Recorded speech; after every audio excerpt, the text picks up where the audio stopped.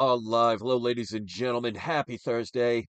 My name is Chris, and this is We Love Comics, and I'm going to show you even some of the most experienced people with comic book collecting, and I'm not going to suggest I am the most experienced, but I am definitely not the beginner when it comes to making deals with comics and knowing comics and grading and et cetera, et cetera. But I want to show that even people like myself sometimes can make mistakes, and it is happening. So if you can reduce the amount of mistakes, you're going to succeed more times than you'll ever fail. But keep in mind, just sometimes you're going to overpay for a comic, or the comic's not going to be exactly what you thought it was going to be, or you just, make an assumption at once in a blue while and take a chance on something, and it doesn't work out. So I'm going to show you two comics where they were definitely mistakes, and one where it's a success. But if you watch my channel, you know I succeed more than I fail, but I am humble and I am willing to show not all my just my successes. I want to show what would be, I can't consider them failures because it's not like I, spent $1,000 on a $5 comic, but I'm sure you'll understand. So I want to show people that, it's okay to make mistakes. You learn from them. If you continue to make the same mistakes, you're not learning. So I just want to show this to show that even people like myself and others that know what they're doing can sometimes, take a chance on something that ended up not being what it was, or just make a honest mistake. It happens. We're all human. It's okay. We move on and learn from it, and that's how we grow. So while we're waiting for a couple of people to see that I am live, and I do see Pino here in the live chat. Welcome, Pino. Good to see you. Michael B is also here. Let me give a shout out to my Patreon members. If you would like to support my channel on Patreon, if you like what I do, my Patreon does not have any information on there that you have to pay for. Everything that I give out freely on this channel. So anyone joining my Patreon is supporting me for two things. One, to support my channel so it helps me continue to make the videos that you love.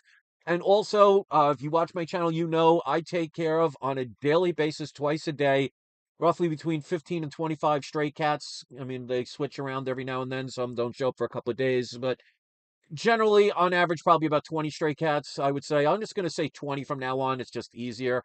Um, but I feed them twice a day. I buy all the cat food, make sure they have water. I make sure they are spayed and neutered. I make sure if they need vet bills, I take care of them. So your support, most of it actually goes towards helping them. So if you want to join, and you'll get your name shouted out in every single video that I do, you can go to patreon.com/we love comics. Any amount is appreciated. I never specify anybody's a dollar amount because that's personal. So I would never do that. If you do the minimum of $2, that's great. I am not going to be less grateful to anybody because to me, it's the thought that counts. So you will get your name up in this Patreon list, as you see here, of all my paid Patreon members. If I can get up to 20 paid members, I got some giveaways. So I'm going to keep having that as an offer until we reach 20. So we'll see what happens. We're stuck at 13, but you never know. One day it might creep up. So what I do with the Patreon, any paid member, we'll get your name up here. I'll do just your first name because I won't put out somebody's last name and then put out their personal information. But if you'd prefer me to shout out your YouTube channel, your social network, or if you have an eBay or Amazon store and you want me to shout out the link instead of your name, or even if you have your own business and you have a website you want me to promote, just let me know in advance. I have no problem with doing that for you. So shout out to Sith Lord, Michael, Kevin, Dan, Herbert, Annabelle, Jason, Tim, Blessed. And then the last ones are from recommendations, like, for example, on YouTube, Kendall Kid Comics, on Instagram at Scott WU077, at Facebook, it's Stephen L. Turk Author, and then last but not least, at Instagram, I'm sorry, yeah, on Instagram at Silver Age Surfer _comics. So welcome to all of them. Go check them out. Go support them. Let them know We Love Comics sent you. You could pause it if you want to see all the giveaways. If I get to 20 paid members, you don't have to spend $50 to enter the contest. You could do the bare minimum, which is $2, which is anybody's account to join. But the more you put in, the more entries you'll get if we get, again, to 20 people in a month. So you'll get one entry for every $2 that you put in. So with that being said, we got Brian Norman in the house. We got Lee Smith in the house. Lee Smith, as you know, was one of the probably the top 10 closers of all time. If you guys remember that player, Lee Smith, tell me either in the live chat or in the comment section, what team did he play for? So put that in the comment section. Let's see if we have any baseball enthusiasts out there. And don't cheat by looking it up. Let's see who knows it by heart. So, with that being said, let's get the first box. Now, this one, I didn't overpay. I probably paid about what the going rate would be for this comic. But the problem was because I didn't have enough time to do the research. Mighty Comics and Collectibles is in the house. Welcome, good sir. Always good to see you. He does a top 10 video. He used to do it every week, which I watched religiously, by the way. So I'm disappointed that you're only doing it once a month, but I understand why. But he does the top 10 hottest comics. Go check him out. One of these days, he'll do a shout out for me on a video. You know, hint, hint. But he's a great guy. Go check him out. I support him and his channel, and I am subscribed. Okay, so this one, like I was saying, I didn't overpay for it, but because it was an ending soonest, and I had like literally 2 minutes to decide if I wanted it or not. Um, what does he say? I'm back to. Oh, you're doing it weekly. Good. Came out today. I've already watched it, my friend. Like I said, I watch especially those videos. I watch those religiously. That's why I was actually disappointed when you decided to do it once a month. But yeah, I watched it already. And a couple of those books I have, so it's always good to see those. So if you guys aren't subscribed to Mighty Comics and Collectibles, great guy. We kind of think alike with a lot of aspects, although I will say he thinks holding on to comics a little bit longer than what I would do. But there is no wrong way to collect, even if we have differences in opinions of things, which anybody's going to have. So there's nothing wrong with that at all. I mean, you could literally have an opposite opinion of somebody and still be, best friends or family, and believe it or not, still talk and communicate with each other and enjoy each other's time.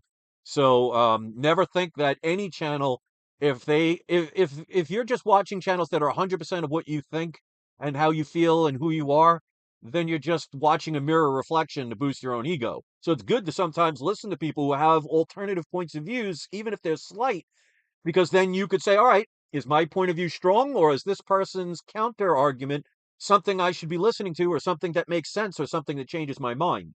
So I love when people have even slight variations on opinions of things, because it's productive and it's healthy and it's normal. In this crazy world we're living in, it's okay to talk to people that don't agree with you on everything 100%. It's just silly that so many people think if you don't think about everybody's belief and everybody's agreement with every single thing, that you're somehow wrong. That's just, to me, that's crazy.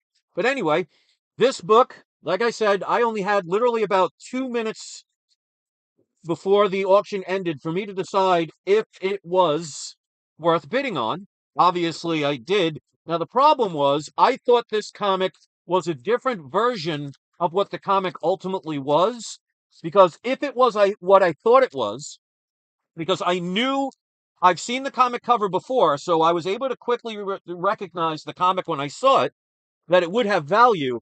But it ended up that there is a gold variant of this book, or some other kind of variant of this book that I was not aware of at the time. And again, I only had like 2 minutes to make the purchase.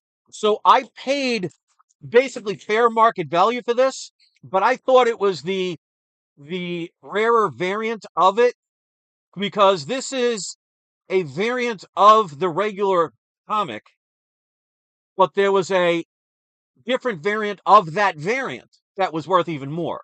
So I thought I was buying this for a steal, thinking it was that higher variant, but this ended up just being the regular variant. Um, Thumb it up if you understand what I mean by this. And of course, as always, I'll tell you the price I paid for this. But this is Invincible #2. This is the Whatnot variant at a 9.8. Um, yeah, Whatnot exclusive, and you can see on the back.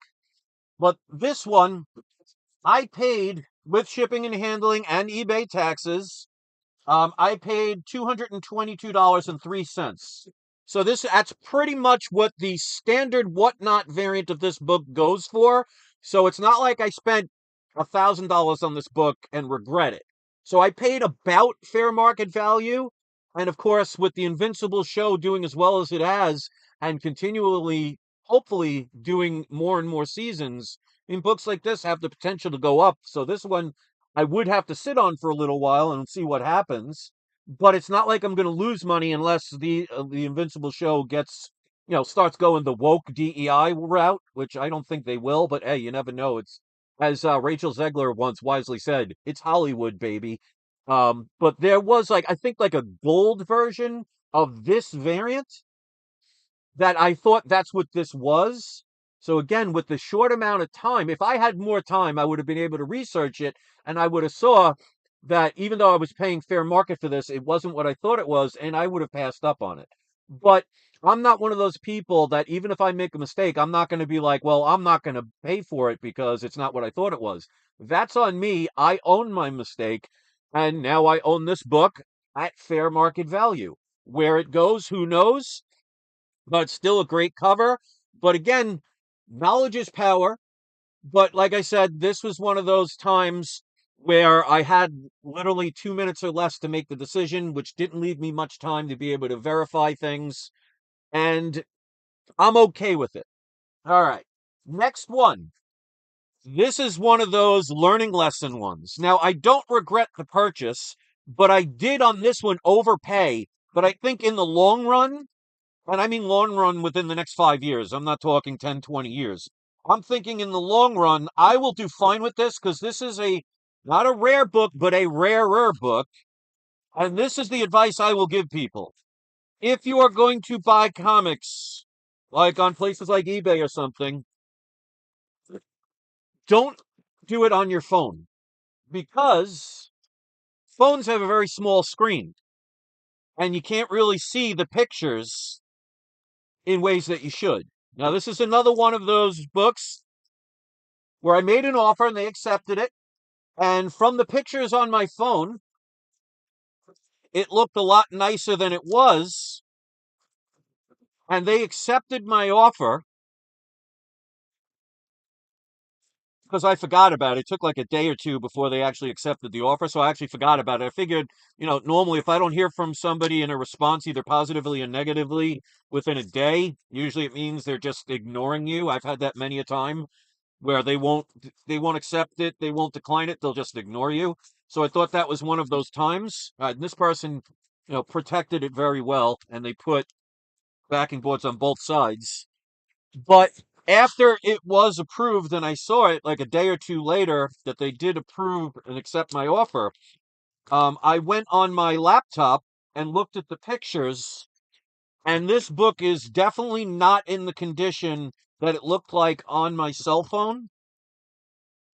So I overpaid for it, but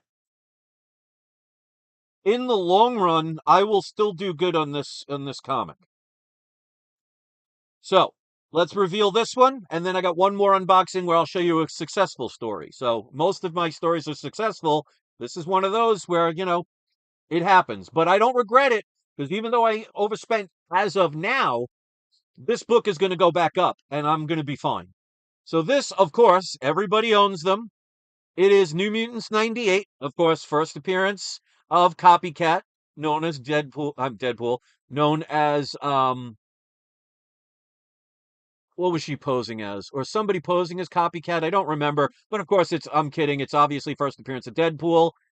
You will see it is a newsstand variant, but let's see who knows me and who watches my channel. What version of this newsstand do you think this is? Put it in the live chat if you're watching it live. Put it in the comment section if you're watching it later. Oh, and this is a blessing in disguise because I will be returning this. It's supposed to be a Mark Julas variant, and look at this. Is it folded? It's actually a miscut. because that's in there. That's on the original staples.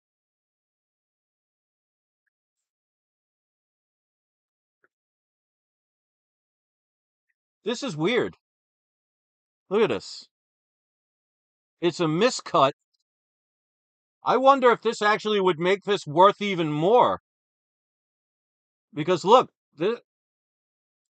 it looks like this is a miscut, which would make this a one-of-a-kind piece. Because as you see, the bottom, that's not trimmed because it goes along with the paper. So this actually has, that's interesting. I may not fail at all. I don't know if that would increase the value or what. I would love to hear what you guys think about this, because you could see the cuts go along with how the book was. It just means that the insert, when they were adding it, was misplaced and it was just cut. In other words, the insert was put on an angle and you could see it's perfectly cut with the edges of the comic. So this is interesting. I've never seen this before. And again, this is not, so you can see that it was on an angle when it was placed in the original book. So this is actually a one-of-a-kind piece. That's interesting. I thought maybe somebody threw this in there, but this is perfectly aligned with the cutting of the paper of the comic. That's exact. So that just means that the Mark Jewelers variant, this, because it's an advertisement, was placed into the center of this book on an angle, and they just cut it, not realizing, and sealed it like it would be a normal Mark Jewelers variant. So that's really interesting. I thought it looked like it was folded in or something, because as you can see, it was folded in half, and that's the end result. So I would love to hear what you guys think about this. Now, this one, the reason I was originally saying I underestimated the grade, because it has a couple of color breaking creases along the edge there, and a little bit there. Not a lot, but a little bit. So I think this book would probably get about a 7, maybe a 7.5. And the spine doesn't look bad at all. But this is actually quite interesting, because with that miscut, and that is the original staples.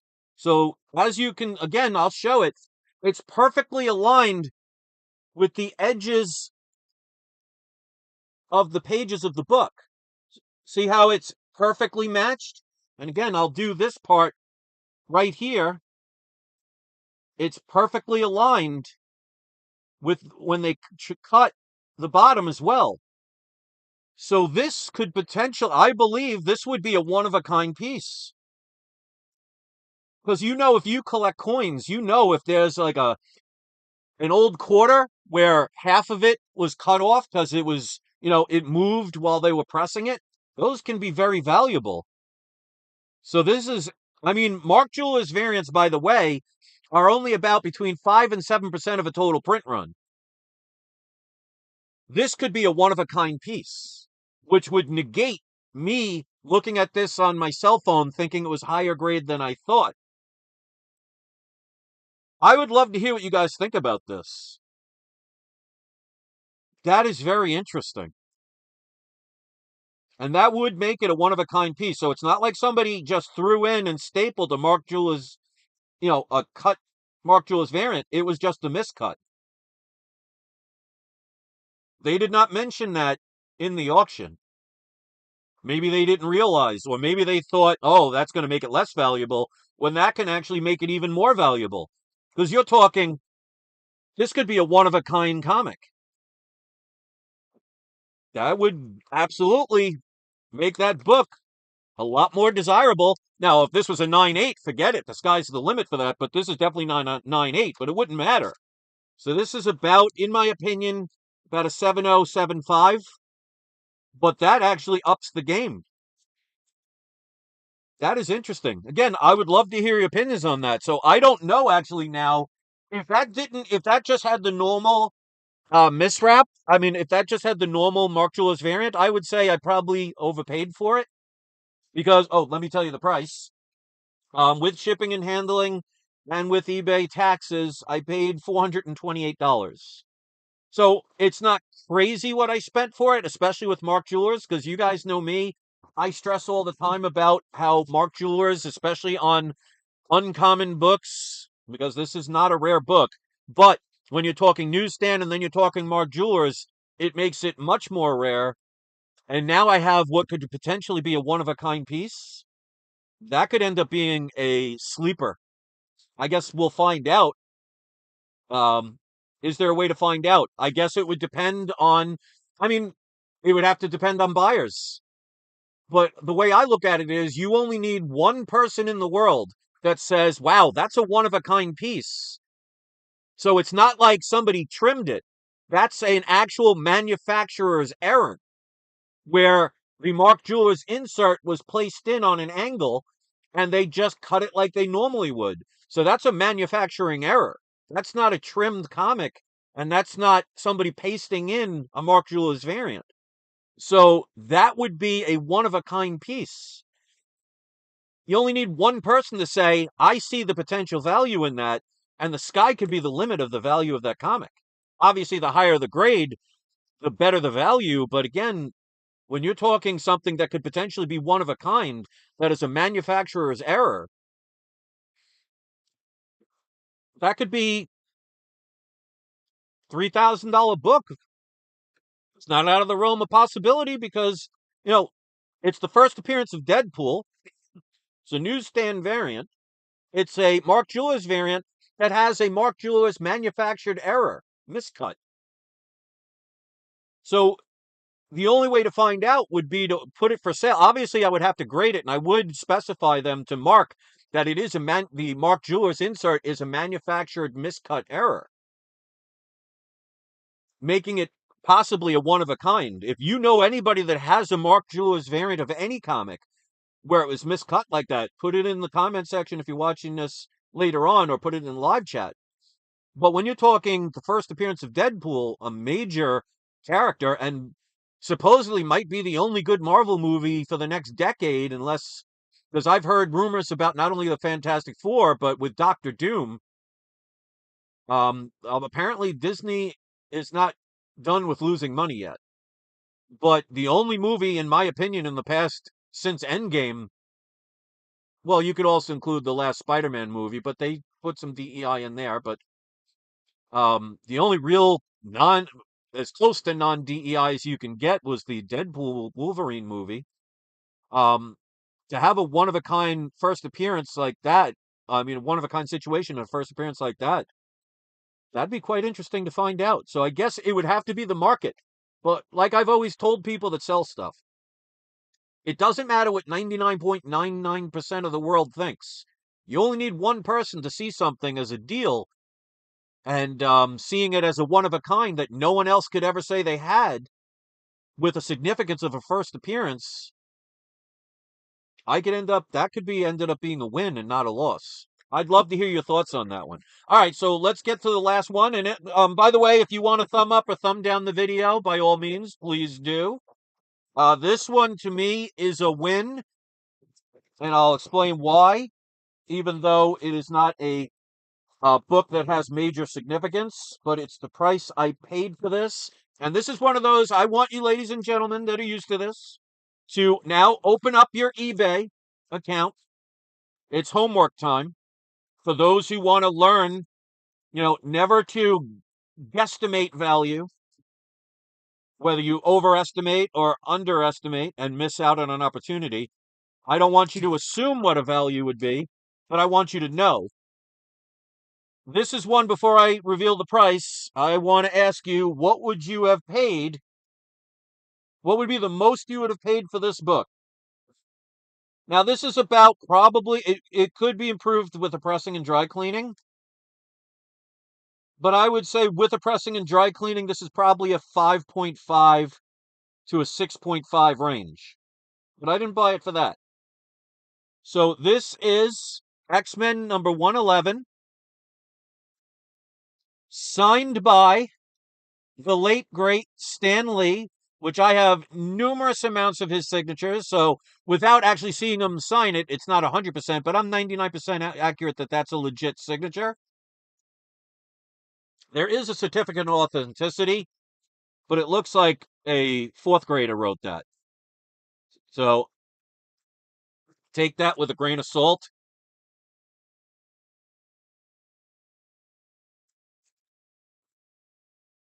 What would you have paid for this book? And Brian says, Chris, as you know, I collect those gold key comics rapidly, and I have one that has a cover completely cut wrong vertically. It has half and half of two covers. Nice. Yeah. So when it comes to those kind of comics, it's hard to dictate what the value would be because, again, this is a manufacturer's error. So it's not like somebody tried to trim it or somebody put one in because why, if somebody's going to put in a Mark Julius variant, why would they put that? I mean, that's ridiculous. So that's a manufacturer's error. That was done while they were cutting the comic. And it was just the Mark Julius insert was misplaced. Maybe it slid off, who knows? And then they cut it and then stapled it. I don't know the process of what order they put everything in. But again, X-Men 111 doesn't have any significance other than I think it's Magneto appearance in this book, but it is Chris Claremont's story. It's an early comic of the new version of X-Men. How much would you have paid for this, including shipping and handling and taxes? Now, of course, I will get the signature verified, but I'm about 95% sure that that is his signature because it looks like every one I've ever gotten. This could be somebody just put that in for their own reminding that it's signed by Stan Lee. So, because sometimes with the silver ink, I mean, if I put it like this, you wouldn't even know the signature's there. So that the person that bought this probably just wrote that themselves just for an indicator and a reminder. So I don't go with any of those certificates anyway. But I am about, like I said, about 95% sure that that's a legit signature, but we'll find out because eventually I'll get it graded. With shipping and handling and taxes, what would be the most you would have spent for this book? Because remember, a Stan Lee signature brings the comic value automatically up between $125 and $150, and sometimes even higher depending on the book. So because this is not a major key issue or anything, it's not going to increase it by $200 or something like that. Yeah, Jason, it's Hollywood, baby. Too many Rachel Zegler comments today. So if you want to put another one, anybody want to put any Rachel Zegler quotes, give her last of the 15 minutes of her fame, by all means, please do. But put in the live chat or in the comments section, what would be the most you would have paid for this? It does have, I guess, a little dirt. I don't know if that's a stain or anything, but there is a indent along the spine, but that could be pressed out. So I'm going to say it's between a 6.5 and a 7.5 range, or maybe between a 6 and a 7. But it's the Stan Lee signature that I paid for it. So you could put in the comment section what would be the most you pay for this. With shipping and handling and with eBay taxes, I got this for $121.77. So Pena said 125 shipping and taxes. So I basically paid $4 less than what he said. I mean, when it comes to ungraded books with signatures, you are taking a chance, so you really should know what you'd pay for it. But like I said, the Stan Lee signature alone um, brings the value up on a comic between 125 and $150 on average. And when you're talking a significant book, it could be anywhere from $200 to $500 difference. Because you can't get those books or any books by Stan Lee signed anymore unless you have a way to communicate that most of us don't. And if you do, you'd make a poop ton of money. So those are the books. So we have X-Men 111, signed by the late great Stan Lee. That to me, I believe, is a success. The Invincible number 2, 9.8. It is the regular Whatnot version and not the one. I think it has Golden embossed Invincible, which I think is a 1 in 100. Didn't have time to really research it enough, so but I can live with it. And then That one is, I can't say a major failure because I paid about what it's worth, but it's not one of my normal things where I could turn around right now and sell it for double or, between 25% and 300% of what I paid for it right away. I'm going to have to sit on that one for a while and fingers crossed. But last but not least, let me know, do you think this is a success or a failure? And what is your opinion of the fact that this is New Mutants 98, first appearance of Deadpool, newsstand variant, Mark Jeweller's insert with a manufactured error miscut of the Mark Jeweller's variant, making this potentially a one of a kind book, which does have, like I said, like two or three at the edge. Hard to see it there. You can probably see it there. There you go. Couple of color break increases, and there's about the same on the backside over here. And yeah, I said backside. You could put that in the comment section if you're one of my Ultimate Power viewers and you watched up until this point. Put the word backside in the comment section. But overall, this is probably between a 7, probably a 7 and an 8. But now that I found that it is potentially a one of a kind book, is that now still a failure? Let's find out. So let's see. Michael B says there's an article about Mark Jeweller's miscuts. It depends on buyer. Some may like it for its niche rarity. Others may not like it. Depends on the buyer. We'll read more. Goon Collector says, do you also collect Marvel cards? Because I see some old junk wax. I used to. I don't know if I have my book in front of me. Let me see if it's. I don't think it's around. Where I do have some old. I mean, I haven't gotten them in 10, 12 years. Oh, here it is. Like I have a lot of baseball cards in there, but the last page right here, these are some of the like the patch cards and stuff like that, signature cards, rookie cards.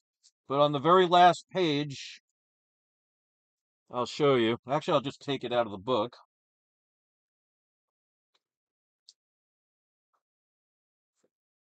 But I didn't collect major amounts. These are the Marvel Masterpiece. Like these are the rarest ones on the ends. It's the refractors. There's a Wolverine 3D hologram. There's a Silverhawk signature one. The refractor cable. Sam Keith Wolverine. There's another one right there. And then on the back, I had a duplicate of the Marvel Masterpiece. These are glow in the darks. There's the original from my Wizard. This was the one I got in the original package of my Wizard magazine. Same with this one. And then the Greg Hilbrandt in the last, the two edges. And then a Punisher with the typical 90s like frill. But those are the only ones I have. I didn't really get majorly into those. I was more at the time baseball, football, and basketball, rookie cards, and things like that. My most valuable card, it's not a comic book, but it is a basketball, and I got this graded myself. It's my LeBron James with a 10 signature and an 8.5 graded signed basketball card. And talk about rare. Just move this. This right here, I don't know if anybody's familiar with this.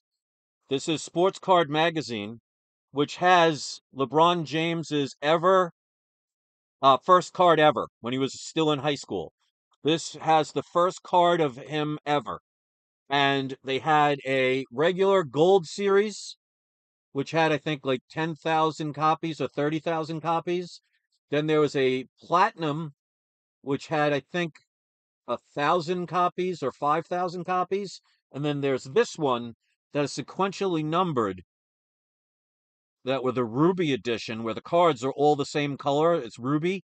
And it was only 100 of these made.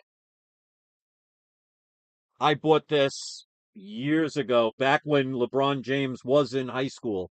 I don't remember what I paid for it, but I probably paid probably between 100 and $150 for it. Don't like his politics at all, but you can't argue he is one of the greatest. He's definitely not better than Michael Jordan, but if you're in the discussion of being as good as Michael Jordan, I mean, different times, obviously. I used to love watching Knicks Bulls, and there were some great fights between them and great basketball when Jordan was around. But you can't argue for the time. LeBron James, he's up there.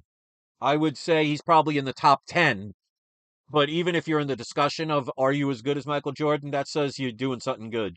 Because I will never be in that discussion, and probably none of you as well. So anyway, that's my story, and I'm sticking to it. I'd love to hear your opinion of this. Brian says, I collect all the original series, wacky packages from the early 70s. I used to have, and I don't know if Mighty Comics and Collectibles is still here. But if he is, I used to, when I was a kid, I used to buy all the Garbage Pail Kids. When I was a kid back in the mid to late 70s, when those first came out, we used to ride our bikes like 5 miles to a store that sold them, and we would buy the packs.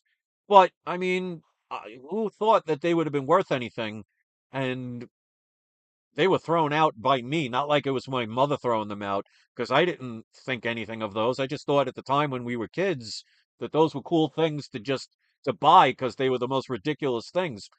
But I probably had every Garbage Pail Kid there was because we used to buy the packs, and those packs were like 25 cents a pack or something at the time. But as they say, the reason they're valuable now is because people like me and many others didn't see any potential future value of them and threw them out over the years. I probably had them probably a year after I bought them at probably most, and then just threw them out. But that's what makes a lot of things valuable. It's people throw stuff out because they don't see the potential in them.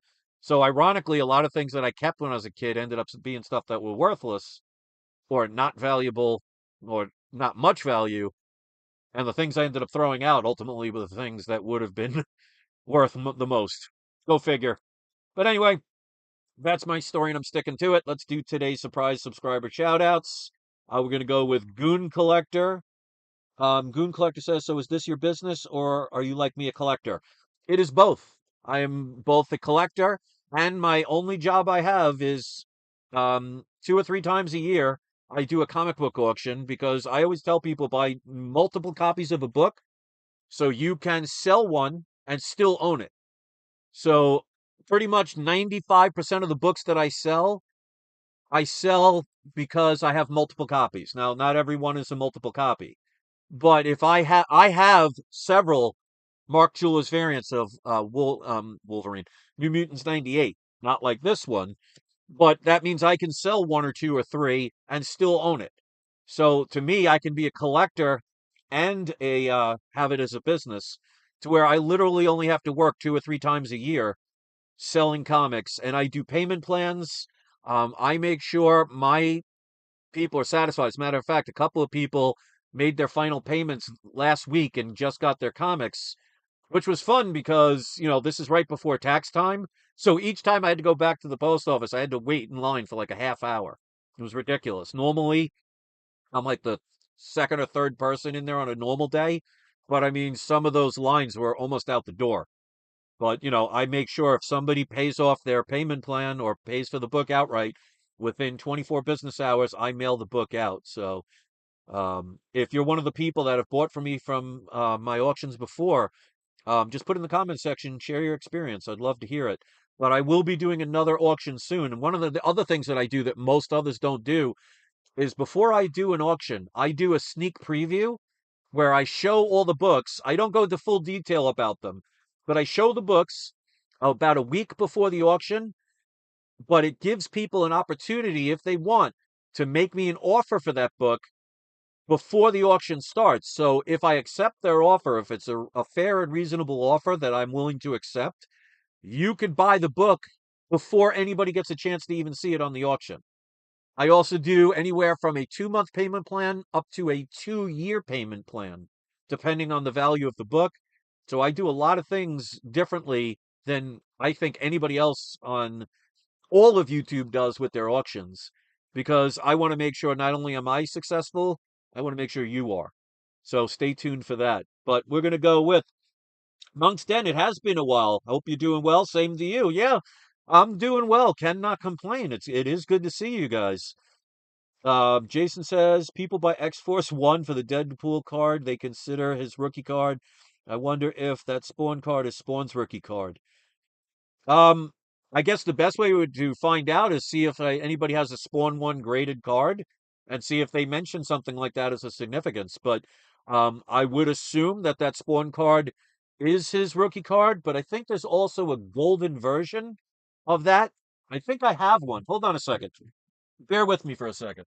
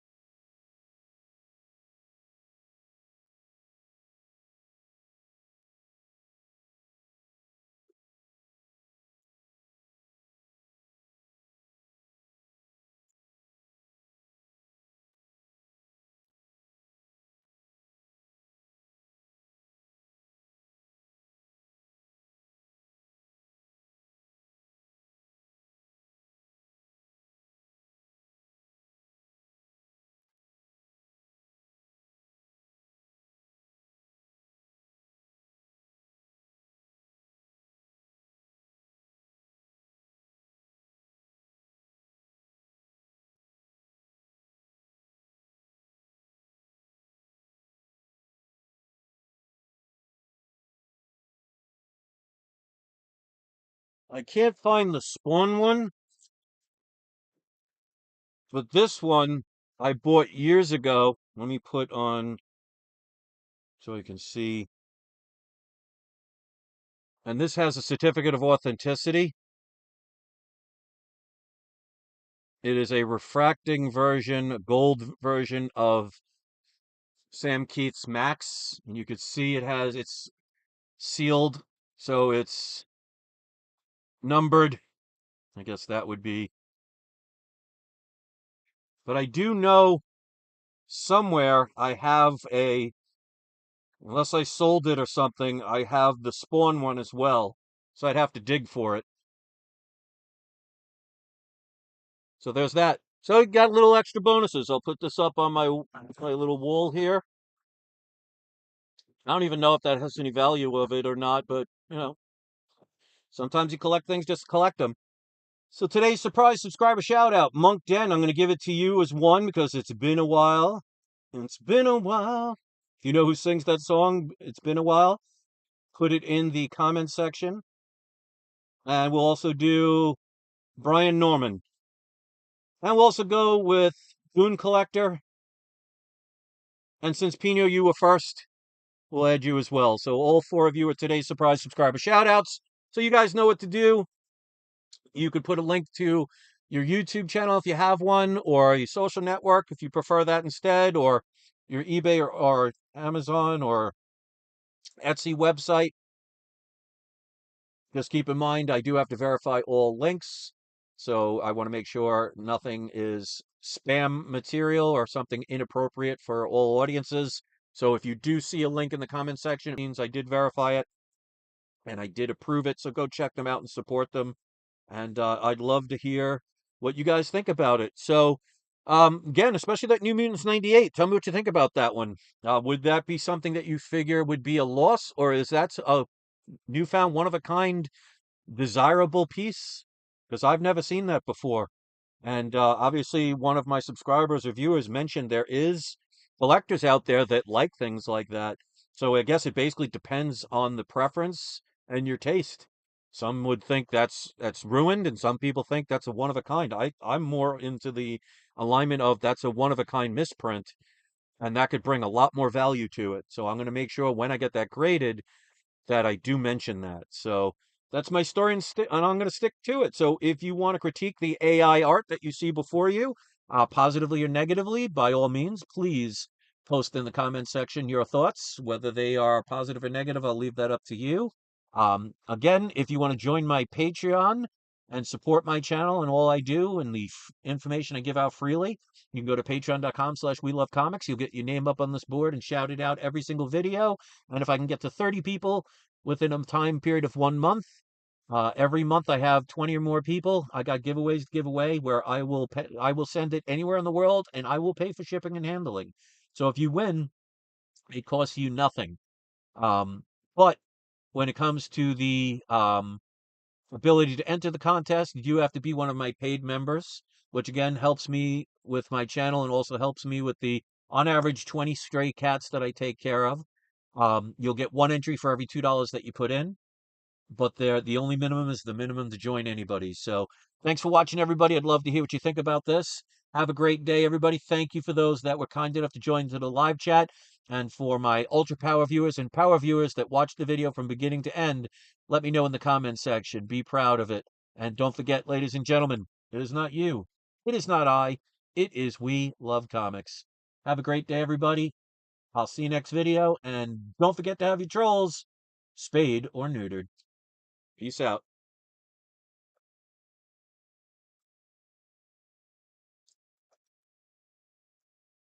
Oh, that was nice of you. Monk's Den just did. I was just about to shut off, but Monk's Den just did a $10 super chat. Thank you. I haven't seen, I haven't gotten one of those in probably a year.